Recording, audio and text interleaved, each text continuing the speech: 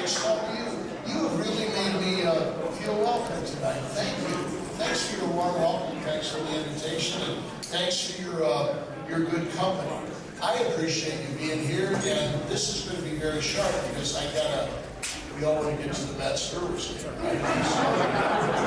So, you all, now this has got to be spiritual, so you know it's good to be a Mets fan, right?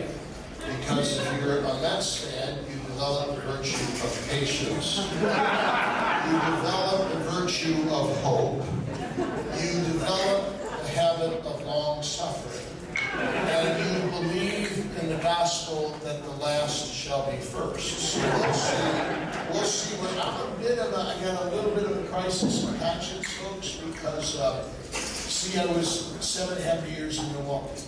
So I kind of got to know the Milwaukee Brewers very well. But now, almost 16 years in New York, so I'm kind of a Mets fan too. So don't let this leave this room, but as the Brewers play the Mets, I'm kind of pro-choice. So that's the only area, believe me.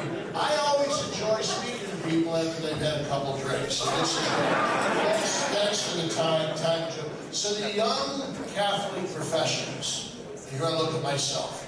Well, 2 out of 3 ain't bad. Okay, I am a Catholic professional. I don't know how young I am. I just want to speak for a couple minutes because I appreciate the invitation. And the first thing I want to say is congratulations on your 2nd anniversary.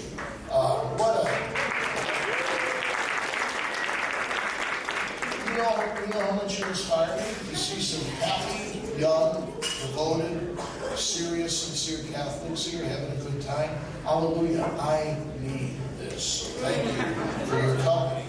You know, so New York City, and I've been here, Joe, for almost 16 years, New York City attracts a lot of young professionals. It's kind of a mecca. People figure, hey, if I can make it here, I can make it anywhere, right? So it's sort of a fulfillment to come here and work.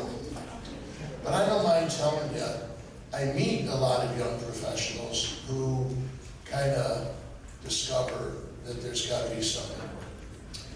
They said, boy, were we ever thrilled, were we ever proud when we were able to come to New York, land a job, have a professional life in front of us. But all of a sudden, they discover a bit of emptiness. I find this all Collins here tonight, who did such a magnificent job with our young adult Catholics. And when we have one of the masses of St. Patrick's, where so many would come, and afterwards when I meet you, and some of you would come to talk to me, which I always appreciate that kindness. And they'll share that with me. They'll say, Cardinal Dolan, you know, boy, I thought I had hit the jackpot when I came to New York, and I am very happy here.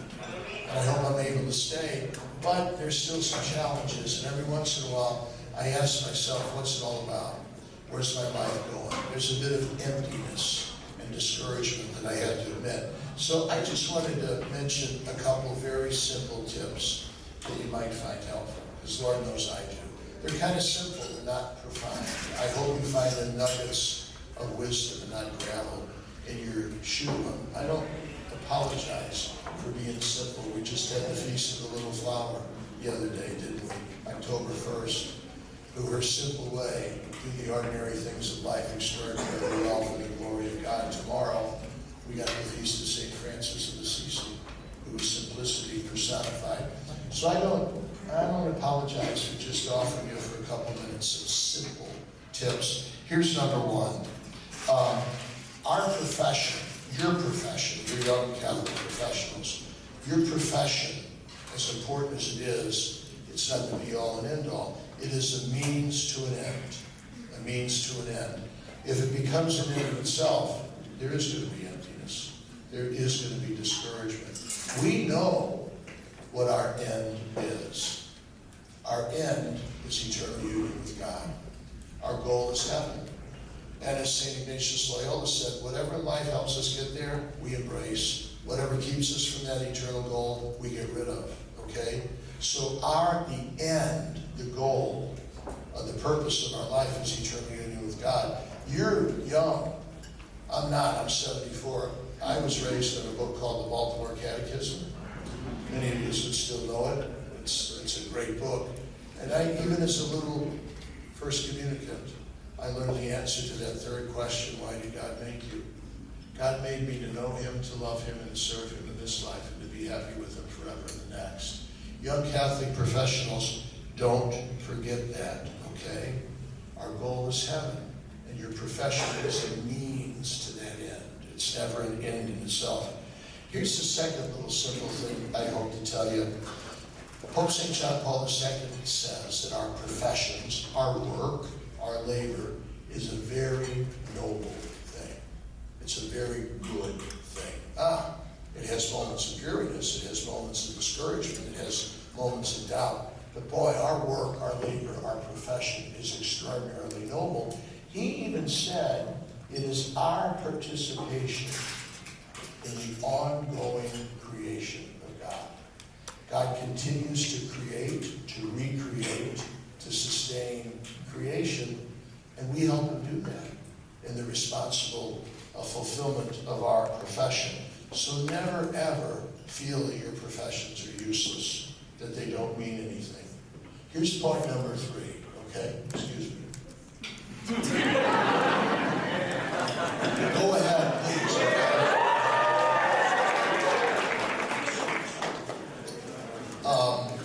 John Paul II also says that our professions, now listen close, our work, our labor, our professions are always supposed to be liberating.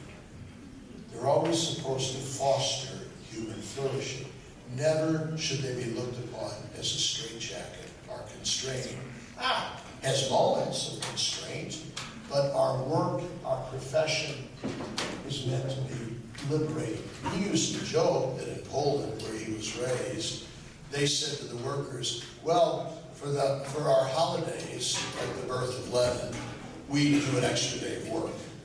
I said, that's not how it's supposed to be. Our work is liberating. Our work is fulfilling. Our work is never constraining. Keep this in mind, and here's tip number 4. We work to live, and not the other way around, right? Probably the man who had the most influence in my life was my father. He worked hard. He was proud of his work. He did a pretty good job. He dropped that at 51 at work, but he worked hard. But his life was my mom and his 5 kids. That was his life. And his work existed to allow him to fulfill that vocation and that responsibility. Sometimes, see, I deal with a lot of elder priests, and when they retire, we never retire from the priesthood, but we would retire from an assignment. Sometimes they find retirement hard, because their life has been their work. Their life has been their work. And when their assignment, when their appointment, when their work is taken away, they feel lost. You never want to let that happen. Our life is not our work. Our profession is a big part of it, but it's not synonymous with our life. When Pope Benedict XVI resigned, remember that dramatic moment in 2013? So someone asked him, well, Holy Father, what will you do now? Will you not be lonely? And he said, no, I have my prayer, I have my books, I have my piano, and I have my friends. See, that was his life. His work as a theologian, as a cardinal, as the Holy Father, the successor of Peter, was sure important to him. But when he gave up that work, he still had a rich life. So make sure that happens. I'm told, ladies, that that's a little tougher for men than it is for women. That women have a bit of a more natural ability to have kind of sustenance and a life and interests apart from the job, much more so than men. So be careful, fellas. Be careful, my brothers, okay? And finally, what do we need practically to make sure that our professions fulfill all these things? That they lead us to heaven, that it's liberating, that it's fulfilling, that it's extending the creative power of God. What do we need to make that happen? I think we need 3 things, and this would especially be true of those of you who are not married. We need prayer, we need an apostolate, and we need friends, good friends. We need prayer. I'm so happy because I recognize a lot of you all from Mass and St. Patrick's. I see you show up. I didn't know your name. I didn't get a chance to shake your hand until tonight. But I can see that prayer is very important to you. Sunday Mass, some of you even try to go every day. So we got prayer, okay? Secondly, you need an apostolate. What do we mean by that, Joe? We mean some type of work of charity that helps others. New York is blessed with that. New York is blessed with that. You know, our Jewish neighbors, to whom we wish a Happy New Year, Rosh Hashanah, they kind of cultivate that. They always kind of have a cause. They always have a charity. They always have an outside. They wouldn't call it an apostolate. That's a Catholic word. They always have an outside interest to help other people. And we can learn from that. Prayer, an apostolate, and friends. We need friends who share our values, right? Do you not sometimes find yourself asking, am I the only one who believes? Am I the only one who believes and tries to keep the Ten Commandments? Am I the only one who believes in and tries to keep the 8 Beatitudes? Am I the only one who believes in God and that God's in charge? We need friends that share our values. And that's why, Joe, I congratulate the young Catholic professionals on your 2nd anniversary because you provide friendship. Hallelujah. Right?